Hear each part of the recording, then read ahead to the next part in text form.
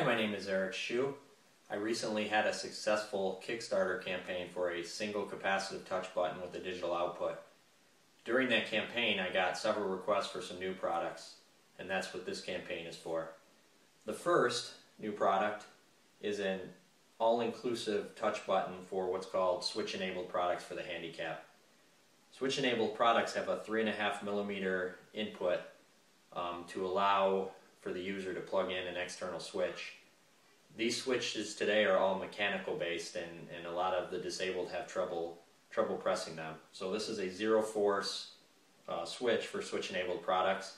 It takes 2 AAA batteries to work, and it'll last at least 6 months on those batteries.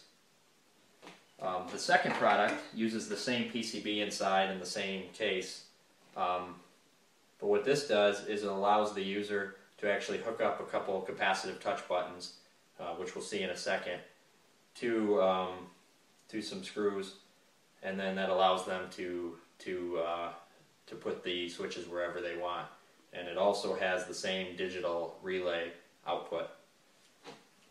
The third way of purchasing this product is to just buy the bare PCB populated that's inside these products, and you can hook up your own power and switches to it. Mm-hmm.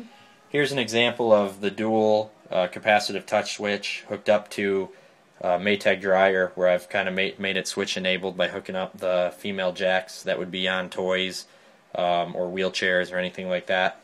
So I've got button 1 set up for power, button 2 set up for the start button. So there I powered the machine with button 1, and I started the machine with button 2.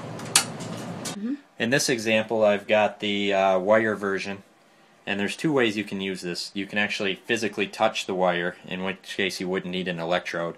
That's how you're going to see it used now. I'm going to physically touch the terminal block. This one is set up to power the machine on. This one will start it, and then we can turn it off. In the next example, I'm actually going to hook some electrodes and put it behind a material. So for the next application, I'm using a glass dish to just simulate anything that you would use that you'd want capacitive touch through. I've tied wires to the terminal blocks, and I've just used an aluminum foil tape to the wire. So this one's power, this one's start again. There the unit started up.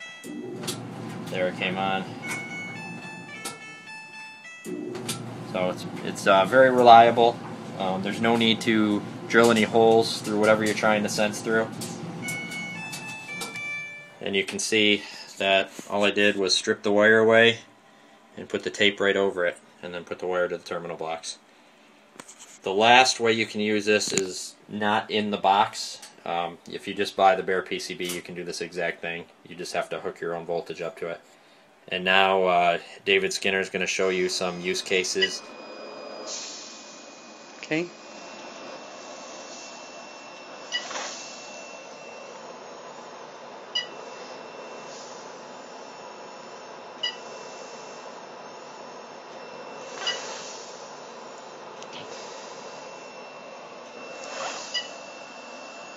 Okay.